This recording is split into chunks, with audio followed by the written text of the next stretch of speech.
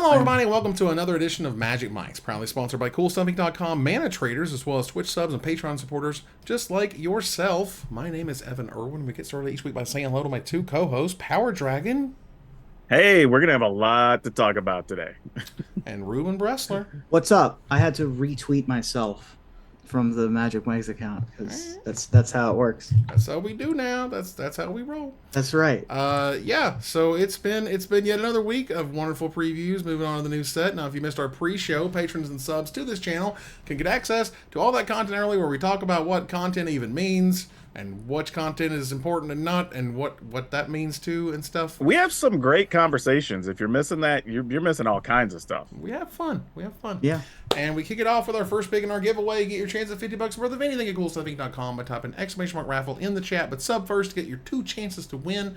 And support your favorite streamer with your suggestions at the end of the show to see who we raid tonight. That is thanks to our sponsor, CoolStuffing.com, where you can find cool stuff in stock every day, such as Lorcana singles. Let's go.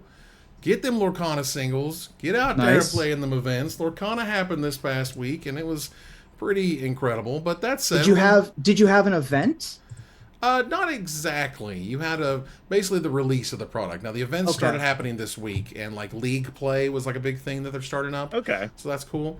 But the first pick for this week, of course, is the shiny new cards that we get to talk about for Magic. Now, I don't believe any of us picked any of the Commander stuff, and most of us don't pay too much attention to the Commander cards anyway. But until they pop up in my Commander game.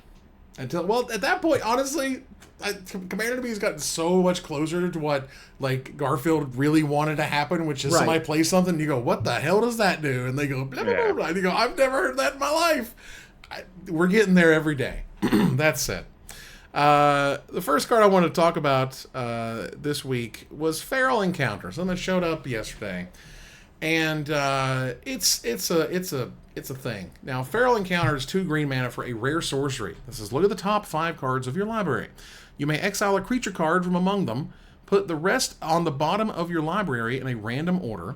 You may cast the exiled card this turn.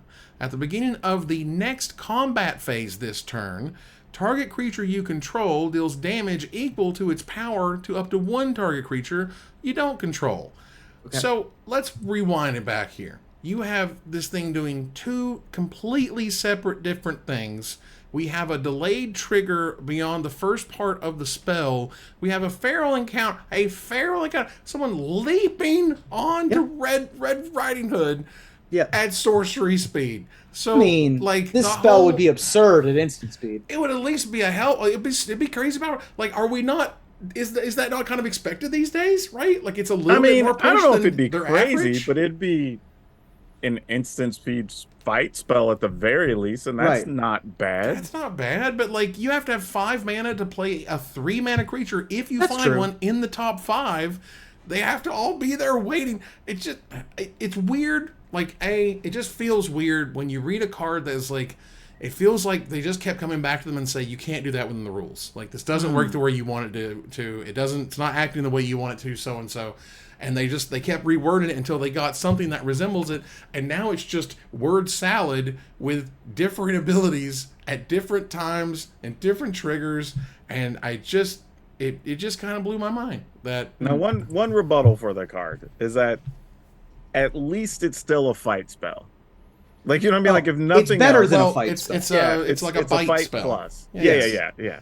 So I'm like, I can at least give it that. I mean, I still don't know why it's not an instant though. Like, you know, it feels like, what was the card trying to do, right? It was trying to jump out of the woods, out of the bush from nowhere, right? And so, okay, you look at the top cards and you found a creature, but that's not the creature that's going to deal the damage. Like that to me is what it was supposed to do. Was the creature that you found was the one that was going to deal the damage. Yeah. And something rules lawyery happened, and they couldn't do that, and so they said, okay, we'll just exile it, and you can cast it, and then later we'll do a thing where one of your creatures can do damage to so and so. Wrap it, let's go to lunch. Like, I don't know, man, but this just felt weird, and it's felt bad. Here's a question: like, do green decks still main deck like 3 of those? No, I don't think Probably so. not. I mean, I'm just asking because like it's still a fight spell, still a removal spell. It is also you could get card quality to get a better creature. It is a fight spell. It is a fight spell cantrip, but it finds its own thing to fight with. Does Well, it? it could be something else could fight. Well, Right. yes, but what I'm saying is that if you have an empty board, you can still cast this spell. Oh yeah, sure. So like post Wrath, this is a very good follow-up. Like I want to celebrate great design, like cool cards that are evocative and interesting, and I just feel like this one was like, guys, we really needed to just go back to the board on this one or just try something else. It was rough. So either way, let's move on here to my next card, and that is the Irencrag. The Irencrag is a 2 generic mana rare legendary artifact. Ladies and gentlemen, it has been 14 years since you could spend 2 generic mana to make a permanent that taps for a colorless mana.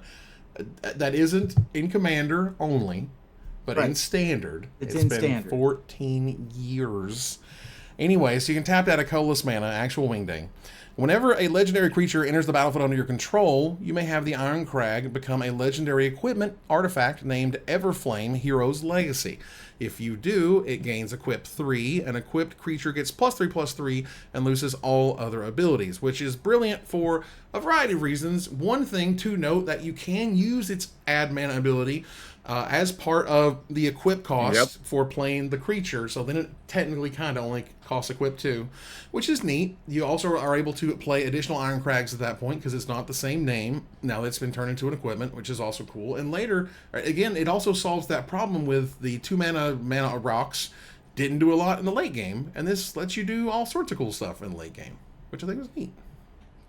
Absolutely crazy that we haven't had just a Felwar Stone or anything that does that in Standard. A Cold Steel Heart. Right.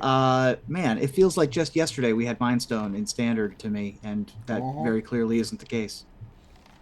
Yeah, I'm into this card. I think it's pretty sweet. And there's already several decks, even in Standard, that can support this because we have so many Legends already. There's Esper Legends, there's some Naya variants, right? There's just a lot you could do with this card right now. Yeah, a lot of Legends. I mean, and if you're playing with Lord of the Rings stuff, like this is going to go into all kinds of decks that you're already playing, which is neat. Going to be great in Commander, of course.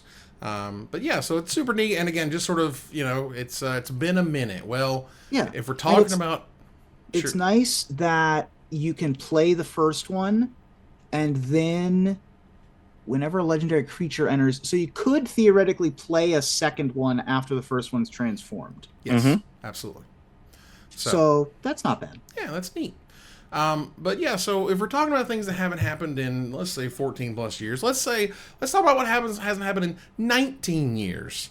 In 19 years ago, ladies and gentlemen, I came back to the Magics, playing Champions of Kamigawa. Met my BFF playing Champions of Kamigawa Limited, which was fun. And in that wonderful set, they had a new spell called Council of the Sora Tommy. And it was a blue and 2 generic mana sorcery that drew 2 cards. And that was a new kind of a baseline. There hadn't been sort of a clear baseline like that put in place. And then Magic 2010 came around, and they tried to be, sort of very classical Magic and Magic spells and fantasy. And they said, we're going to call it Divination. And I said, okay. And that's the way it stayed. 1 blue, 2 generic mana, sorcery, draw 2 cards. I mean, it's as old-fashioned as apple pie. And it was in Magic, and we more or less kind of expected that was our rate for the giving going forevers and evers. As time has gone on, the rate has definitely increased for creatures, not so much for spells. So when they increased the rate for spells, that took them 19 years to get there. As old man Magic, who's been talking about Magic and making stuff since like 2006, I can't not point out Quick Study as a blue and 2 generic mana common instant that draws 2 cards. Because it's not going to set the world on fire. It's not going to be in tier 1 meta, whatever. But it is. I think it will. It could be, A, because of that upgrade. And B, it's a changing of the guard that hasn't really happened for spells in so long.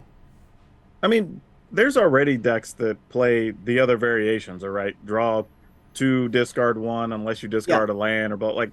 And they don't even want things in the graveyard. It's just what's available that they could draw at instant speed, right? Right.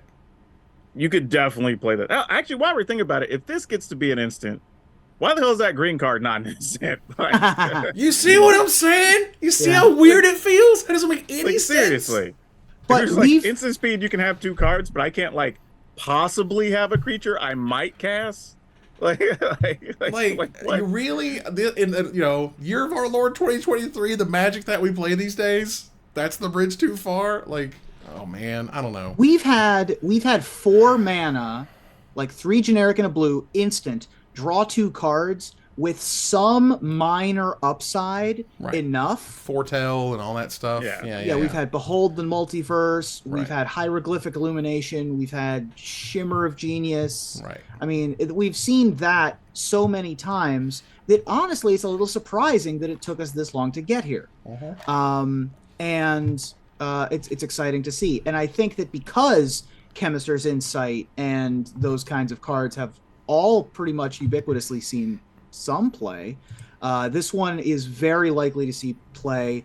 3 mana end of turn, draw 2 cards, and 3 mana counter spells are going to be a deck together. And I think that's great. That's good, honest Magic. Right. I mean, and we have that counter spell that bargains to cost 2. Counter spells that cost 2 because you jump through a hoop is a very normal thing. And it's almost as if they brought back counterspell, like good old 2 blue. We'd be like freaking out over, oh my god, they actually just gave us the effect at the rate that we've been working for. Well, now they just give us the effect at the rate that we've been working for. Yeah. And that's incredible. So, Reuben, what's your first card?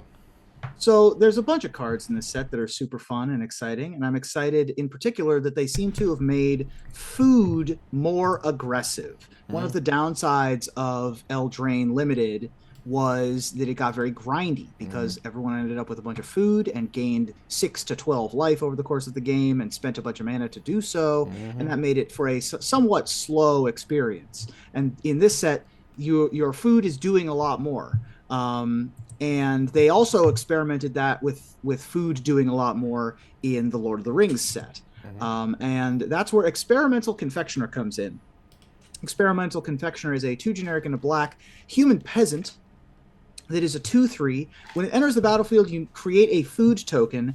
Whenever you sacrifice a food, create a 1/1 black rat creature token with this creature can't block. Good little value engine, but I'm not just waiting at value engine. I want full on 2-card combo to draw my entire deck. And that's where Peregrine Took comes in. Peregrine Took, for those of you who don't remember, is from the Lord of the Rings expansion that just came out, is also a 3-mana 2/3 legendary creature halfling citizen. If 1 or more tokens would be created under your control, those tokens plus an additional food token are created. Sacrifice 3 foods, draw a card. So once we get 3 foods in play with Peregrine Took and Experimental Confectioner, we can draw our deck. There's got to be a way to win from there. I mean, I'll take it because you're making the food token, and then you're sacking the food token, which makes the rat token, and the rat token makes the food token, and on it goes. And you get a bunch of rats too. Like you get 40 1/1 rats or whatever. Right. So if you can give them all haste, then sure. Yeah, and rats galore. Nothing wrong with that either. And if you can't find a way to win from there, I'm sorry. I mean, maybe Magic the Gathering is not for you. Reuben, what's your second card? Once you've drawn your deck and made 45 rats, I mean, I can't help you. You got to find out the last thing.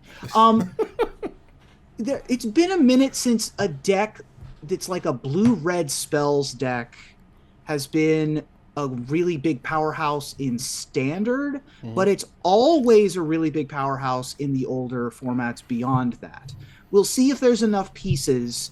But cards that can reduce their costs or do something with your instants and sorceries once they're used are helpful. Something like a Tarmogoyf or a Thing in the Ice to be able to use all that value, or even a what was the Bedlam Reveler? That's the one I'm thinking of. That cost less, and that's what we get with Hearth Elemental.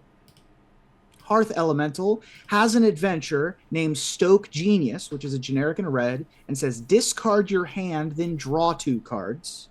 And itself is a 4/5 elemental for 5 generic and a red, but This spell costs X less to cast, where X is the number of cards in your graveyard that are instant cards, sorcery cards, and or have an adventure. So this is very easy to get to be a 1-mana 4/5. It's also, I mean, it's incredibly easy to get it to be a 2 or 3-mana 4/5. Yeah, this could be something, man. I mean, if you could cast this even for like, well, 3 mana is great. You know, if you can find a way to cast it for 3 mana 4/5 is pretty decent. Yeah, even a 4/5 for 4 is not terrible. I mean, and you got some type of probably benefit before that, drawing cards, discarding cards, right? Oh, I mean, that's a pretty good uncommon. Right. It comes baked in with its enabler. And that's where we discard your hand. Sure, I want to get rid of all of my, quick studies and feral encounters and just play this as a 3-mana 4/5. We go turn 2, discard our hand, turn 3, big giant idiot. Yeah, I mean, you can't at this point, I feel like, have played Magic for an extended period of time and not recognize that whenever things cost less to cast in any form or fashion, you can't ignore them. Like, they're likely dangerous. You know what? Sometimes they do nothing, but sometimes they'll take over the whole format. Even mono red aggro could find a way to work that, right? Yeah, like, because like turn 1 Swift Spear, turn 2 draw and discard, attack with the 3-power Swift Spear, turn 3 play a 4/5. Yeah, I'm happy with that. It's not the worst. That seems all right. Like, yes, not the worst rate. I'll take it. Reuben, what's your last card? The last card is one that is going to need help, but I think that it has the help that it needs, and it is incredibly pushed. It is named A Tale for the Ages. For a generic and a white, you get an enchantment that says enchanted creatures you control get +2/+2. That is a huge number.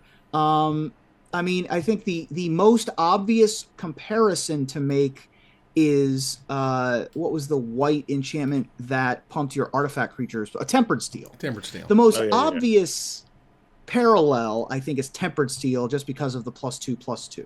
And that was a whole deck. Like, that was a whole thing. That was won Worlds, I think. Now, on the flip side, all your legendary creatures get +2/+2 also exists and saw no play. So it remains to be seen whether A Tale for the Ages is going to pass the test. I think that it might. I think that +2/+2 is plenty of value. There's a big difference, though, because I'm not mistaken, the rolls count as enchantments. Yes. Oh, yeah. And that could be the thing that can push it over. I mean, because now each roll is whatever benefit and +2/+2. Right. I mean, for what it's worth, the great Zvi Mauschwitz said he didn't think it was very pushed. I thought it was pretty pushed on Twitter because, like, there's an entire set. Literally, they made just an entire set to make 8 auras. They make 8 different auras across all the cards. That happens, like, all the time. Like, there's a 1 red mana guy we're going to bring up in a little while that can just make that thing whenever it wants. Like, so 2 mana seems like a fan-freaking-tastic rate. It's not even, like, 2 white. You know what I mean? Like, it's a white and a generic mana. It's a lot. Like, I remember, and it's not exactly the same, Intangible Virtue was a 2-mana pump enchantment. Lingering Souls ruled the format, but still, it was a 2-mana pump enchantment that did crazy stuff. 2-mana enchantment with a set that makes 8 different auras. Feels like it's got a chance. I think you're right. I think the rolls are really going to be what pushes this over the edge, if it goes over the edge. Correct. Yeah, I like it a lot. All right, so PowrDragn, what's your first card? Yeah, this first one's a little weird because it's almost like a fireball type creature, and we don't normally get those in blue. But we have Ingenious Prodigy. So it's a X and a blue. So obviously you can spend however much you want. It randomly has Skulk for some reason, so it's going to be hard to block, but you want to spend more mana on it, so whatever. But it comes in with X +1/+1 counters, and at the beginning of your upkeep, if it has counters on it, you can remove 1 to draw a card. This is a good little thing. Like, you can block with it, and then over time, just get all kinds of value out of this card. And it's one of those cards where, like, if you're playing one of those mid-rangey type creature decks that happens to be playing blue or something, like, this is a quality little card to have access to. It does also randomly happen to be a human and happen to be a wizard. And those are 2 popular creature types in a couple of different formats as well. So it could find its way into a couple of decks randomly. I saw it at first and sort of glossed over it and went like, I don't know about this thing. But then the more I thought about it, I'm like, with those creature types, maybe. Yeah, I mean, 3 mana, like, will get you 2 counters on it, which will let you draw 2 extra cards over time. For those who don't remember what Skulk does, it means this creature can't be blocked by creatures with greater power, which is kind of cool. So as it gets smaller, it's harder to block and can get some damage in. But I do think as a weird kind of pseudo draw engine that you have to deal with, or it's just going to start providing this value, I'm going to do something to bring it back to my hand so I can cast it again and yada yada. Go there. Also real good with ninjutsu. As it comes down as an 0/1 that's basically unblockable to trigger your ninjutsu, and then late game can be a draw engine, and then it shrinks itself. Yeah, and then it makes it unblockable. Skulk again. And then the thing, very cool. I love it. I think it's great. Yeah, it's a wild little card. Like I said, there's weird applications the more you think about it, but like it's one that like you see it and go, yeah, whatever. Yeah, and then like the more you think about it, like hold up a second. Right, it's basically a 1-mana unblockable. Yes, walls exist. Please, please, but still. All statements on Magic the Gathering have to go, but yes, there's like the 3 different things that don't cause that to be absolute. And it dies to removal too. So it does happen. Let's get that out the way. Dang it. Fine. Well, card's terrible. PowrDragn, what's your second card? This one is going to be a lot of fun. I'm like one just flavor wise. I was kind of into this card, but Food Fight. It's a colorless and a red for an enchantment. Artifacts you control have pay to sacrifice this artifact. It deals damage to any target equal to 1 plus the number of permanents named Food Fight you control. This is pretty sweet. Yeah. Like, I'm into this card. Like, and the weird thing is, it doesn't have to be food tokens. I think when I first glossed over, I was like, oh, okay, you're going to throw food because it's Food Fight. It just says artifacts. And there's a million things that make treasure. And blood tokens. Yeah, that too. Right? So this could end up being a good little consistent damage over time. Especially if for the red decks that are looking for some answers against maybe the control matchups and stuff, they're going to draw out a while. You can find some consistent damage just sitting around. Yeah, just hanging out. I mean, the fact that you treasure blood clues, as Pharmacist Judge notes in the chat, where you can take advantage of this. It's honestly kind of weird these days to see a card that is not necessarily commander focused. Like this is either constructed focused or casual constructed focused. And that's honestly kind of great. Like I'm glad to see cards that aren't just assuming you only have one of it in your deck and that's the end. Like even as a rare, right? So I'm gonna be terrified now when I see somebody who's got like 8 treasure just sitting there, just like, oh my god, don't draw this thing, please. Drop Food Fight, and right. I want to. This is like the best thing to copy enchantment or. Does Right of Replication target permanents or just creatures? Because I want 85 Food Fights. Darn. All right, fine. Dang it. But I also like that it's good in multiples too. Yeah. That's what's fun about it. Yeah. And again, to see that reward is just, it used to be a lot more common that you would see this, like it is the set, sort of assumes that you're playing, 4 of if you can and so on. And that's nice. What is your last card, Mr. PowrDragn? My last one is just all about size. You get 9 power worth of creatures here on Gruff Triplets. So it's a 3 green. So a hefty casting cost of 6. You get a Satyr Warrior that's a 3/3 Trampler, but when it enters the battlefield, when it enters the battlefield, if it isn't a token, it creates 2 tokens that are copies of it. So effectively, the actual card makes 2 3/3s. The tokens don't make anything. But then when it dies, you put a number of +1/+1 counters equal to its power on each of the other cards you have named Gruff Triplets. That's a lot. Well, I'll take the first combo that came out in chat, which is Flash. We just use Flash with this card. Sure. And just put it into play and let it die, and then we'll have 2 6/6s, and that'll be fantastic. This is a really cool card that, like, it's almost like a backwards Wormcoil Engine, and that it kind of builds up instead of splits apart. Per se. Yeah. Kind of stacks on top of each other. Because it sounds really scary, and I like good mono green ramp stuff that's scary. I also love it as a fun late game top deck, right? Where you're kind of struggling. You're like, where am I going to get some blockers? And you're like, well, now I have 3 of them. Yeah. And you may not even want to attack because if one of them dies, now the crackback's going to be hell. Right. Much less if you draw a second copy and then have 6 of them, and then you get 5 6/6s or 4 9/9s. Yeah. We're going ridiculous Jesus math Christ. now. There are a number of cards that in the history of green and I guess some artifacts like Wormcoil Engine, where it's just like there is an army in a can, or it's an army of one, and it really depends on how you slice it. The first one I could think of was Nakatl War Pride. But then there's Precursor Golem. Right, I was about to mention that. Oh, old school, where we have like Tetravis and whatever. Yeah, right? Pentavis, Triplicate Spirit or Triplicate Golem, whatever the 9/9 is that becomes 3/3/3s. Right. And then, like you mentioned, Wormcoil Engine. All of those, even Nakatl War Pride, if I recall, have a home somewhere.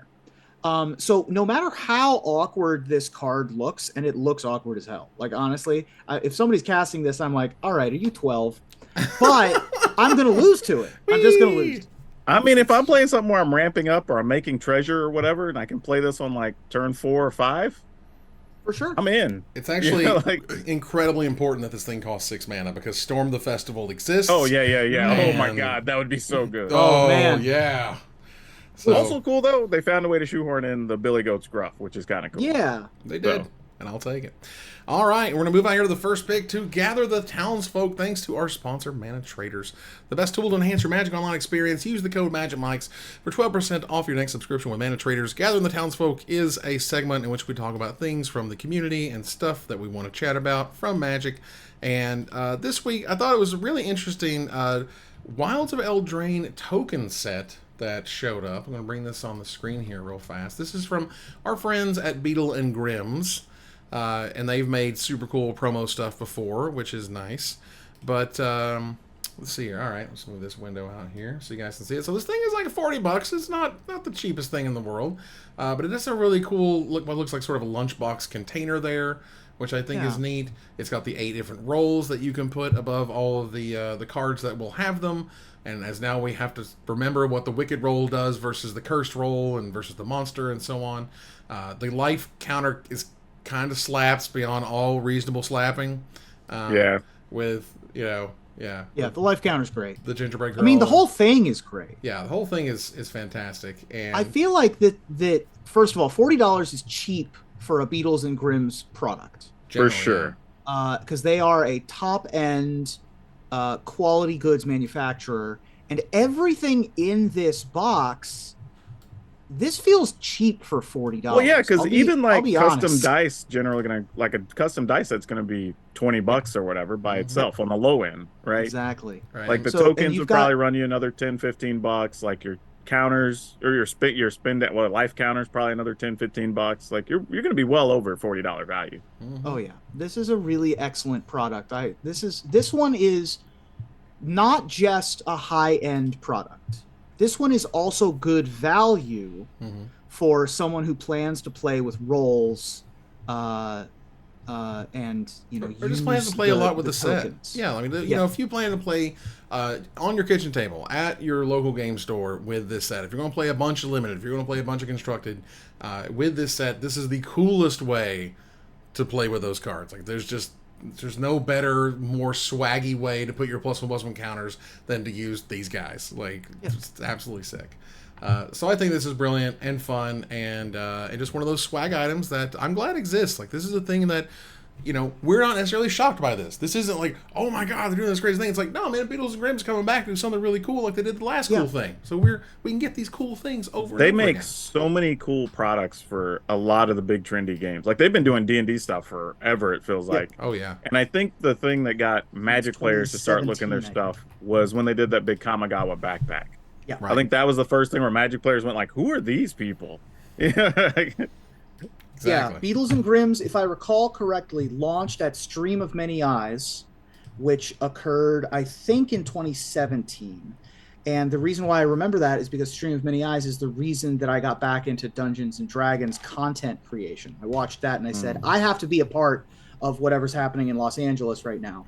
And that's kind of why I ended up moving to LA to make the Broken Pact and stuff. So nice. Well, and Beadles and Grimm's that's where they launched Beadles and Grimm's, was at that event. Right.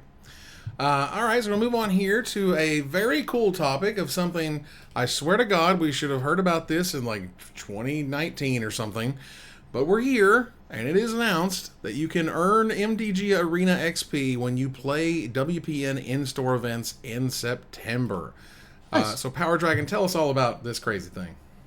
Yeah, so you can get 1,000 experience per event up to 4 times during the month of September for any event you play at your local WPN store, which is pretty much anywhere it's going to be scheduling Magic events these days.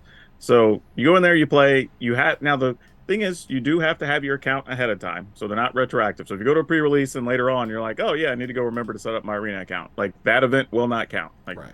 you'll have to go to 4 more events. But it's actually pretty cool in the idea that we're finally reaching that point, right? Because one of the things that happens a lot with retailers is they view digital versions of games a lot of times as the enemy, Yeah, right? the For pulling people competitor, right? away from the store, Yeah. for taking some amount of money out of their pool, whatever.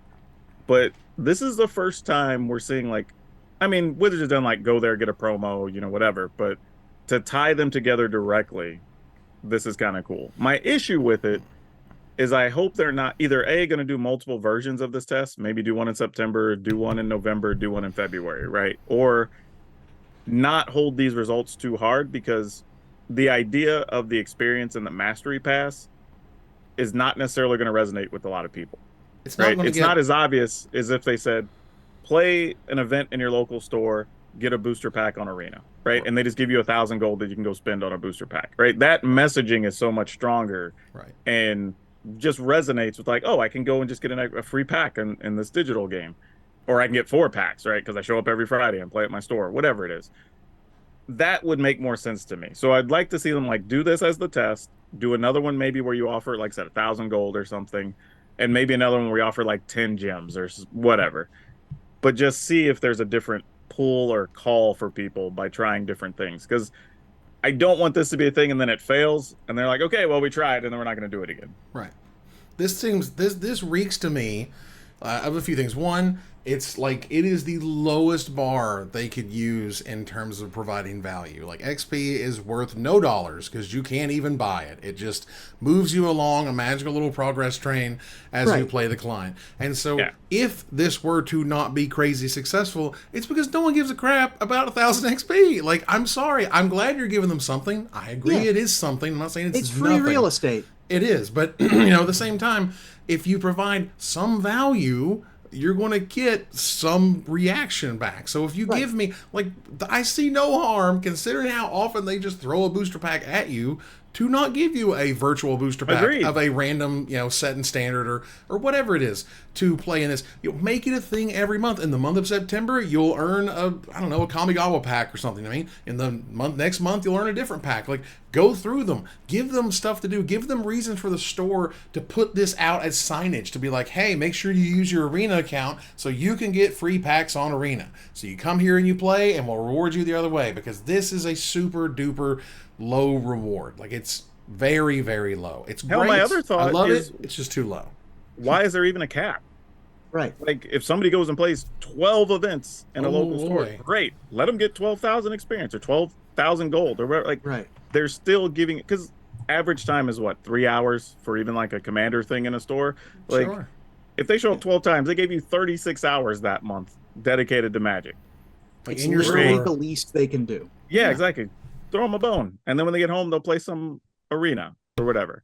And like, we don't have to just stop at like a sort of weird random thing that kind of sort of metered. Think of you got a unique shouldered style for playing in your store during this month, or during the week of Halloween, you get a special sleeve because you went to your store and played in a thing. There's a variety of really cool ways you can make this interesting. Give me a Dracula's Bride Liliana or something. Absolutely. Like, let's go. Like, you can go further using existing assets. They don't have to go buy a bunch of new art. Take a really cool, card, turn it into a sleeve, turn it into a thing, make it a thing that we can show off that we went to our local game store and we supported them. Because again, no one's going to know I got 1,000 extra XP, right? And no one's going to care too much about getting that. Therefore, you want to get butts in seats. This is a butts in seats promotion. You know what would be even better? Show up, get a pack, and like I said, it could be 1,000 gold, and they can spend in whatever pack they want. Sure. But then if you complete the challenge, you get that extra thing. Sure. Right. whatever Absolutely. the cosmetic is or whatever. Right? You show Right. up to 4 events or 5 events or whatever, get the thing. Absolutely. Give them a weird version of a sleeve. Give them like the inverse art version, or like the colors are changed, or a black and white version. I don't care. You did that with a whole set with double feature. You can do it for one sleeve. Like, just saying, you can do things that reward people along tiers. I recognize that they don't necessarily want to count how many times people have done that, because that requires programmer time. So I'm trying to suggest the lowest 5 stuff they can do in terms of not just XP, but things in the client, things that people care about in the client, and things particularly that the stores can advertise, because these stores want to advertise things that makes players excited. Yeah, you can't advertise experience. Like, right, nobody this is cares. not right. You're not going to be able to say my real estate in my store, where every inch is valuable, is going to be filled with a sign that says earn XP on Arena. No, but if you had a really cool looking sleeve I could print out and say, hey, play here, get this, that's a thing. So again, I think this is a brilliant idea. They started. It just has a bad call to action. Is my problem. Yeah, just start a little low, and that can also give them the narrative that it doesn't work. Like, no one really played in their local store. And like I said, that's usual. my concern, right? Like, I don't want these results to be the only thing they do. I hope somebody looks and goes, okay, let's try pulling this lever, and then let's try pulling this lever, and now let's compare the results. Right, and the magical, the magical part of this promotion, is the ability to make it exciting, make people interested, and make people do something. And I'm not necessarily getting in my car and working through traffic on a Friday night for 1,000 XP. I'm not. But give me a little something. But if you were going already, it's great. I mean, it's great added value. I got nothing wrong with added value. I didn't get my Post Malone, so at least I got this. Play a standard event, get 3 free boosters in Arena. Sure, play a standard event, or play in an event every week for the week of so and so, and get this card. Like, get a copy of Sheoldred on Arena or whatever. Get something cool. Get a special version of Boseiju, like a card that is really good that everyone wants to play. Yeah. Again, these are zeros and ones that you're giving up some value on, but you're also helping out the stores greatly if you make this more exciting. All right, so let's move on here.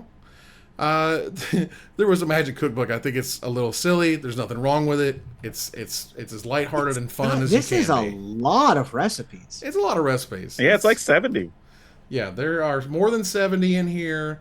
You've got some options like the Niv Fizzit, which I think is brilliant. And I kind of want to buy that. I'm not gonna lie. I think I am. It's one of those great coffee table books, right? Like, it gets conversation started. People can flip through it and be like, "Oh, this looks ridiculous." Think about it, on the days you're gonna get some friends over and you have like a little commander night or whatever, or you have a playtest session going on. You're like, you know what? Let me make a couple of the hors d'oeuvres or whatever in here, and we'll just have those to snack on while we're playing.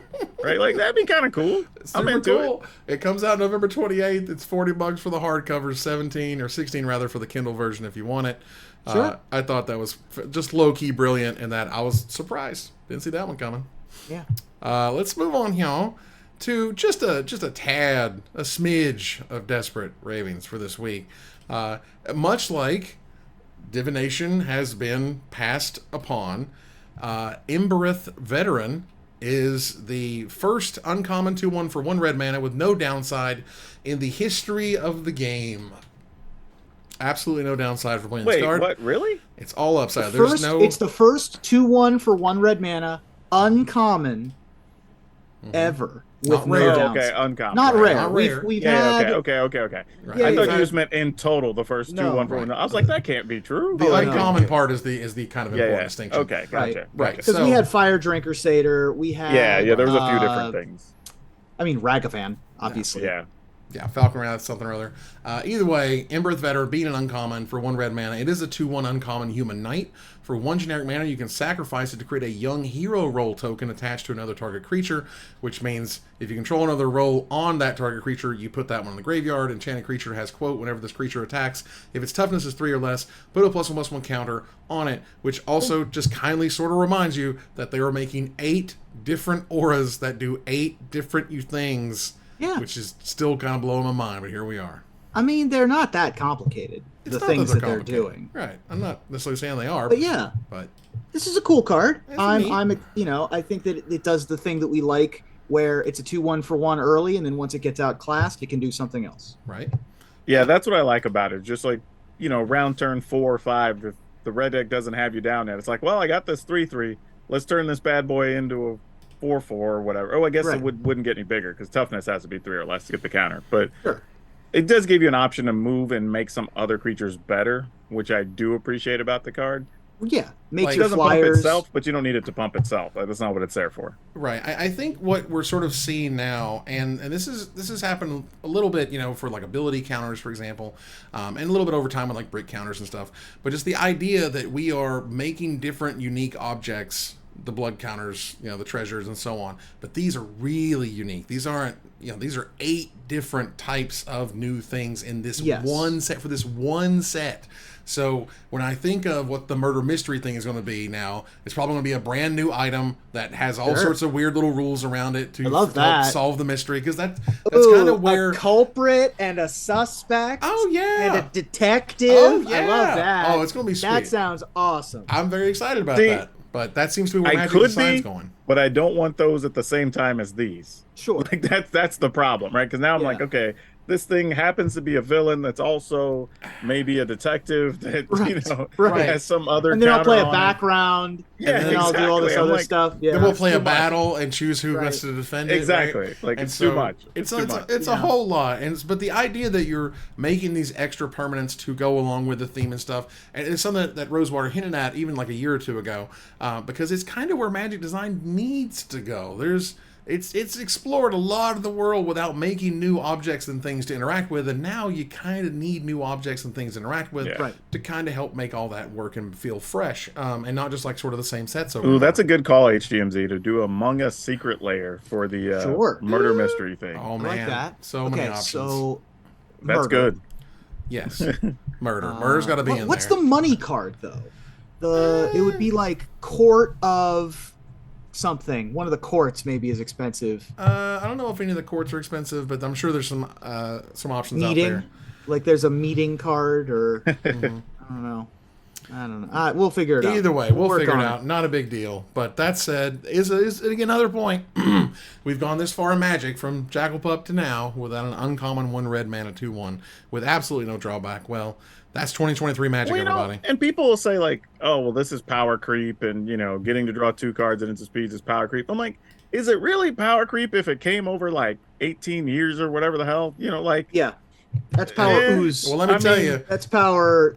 There's a Wizards employee. There is a Wizards employee just dying to say it's still nowhere close to Moxes and Black Lotuses and Ancestrals and all this other stuff. I'm gonna refer to this like it's a power shambling, I guess. Meandering. Like it's a blast strike. Right. Yeah. There you go.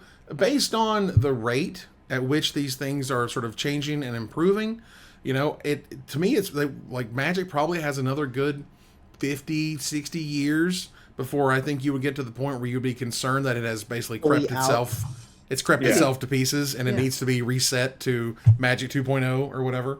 There was another card. I think it was House Mouse. Let me see if I can find... the best Savannah lines of all time. The best Savannah lines of all time. Oh, it was a 2/1 for 1. Mm-hmm. It's an uncommon, not a rare, and also has an adventure on it. Yeah. And then we've got Regal Bunnycorn, the most regal rabbit unicorn of all time, that is power and toughness equal to the number of non-land permanents you control, which 2 mana. Back in the day, you spent 5 mana or 4 mana for a Keldon Warlord, and that was 4 mana for every creature you controlled, and you were happy about it. Like that was exciting. People were like, "Oh, I could build decks around those guys." So we're time to fire up the zoo decks, is what you're telling me. Yeah, exactly. That card seems so sick, man. Every adventure these days is like a spell that I'm willing to play. Also, that was worth a card at one point in time. There was worth a card in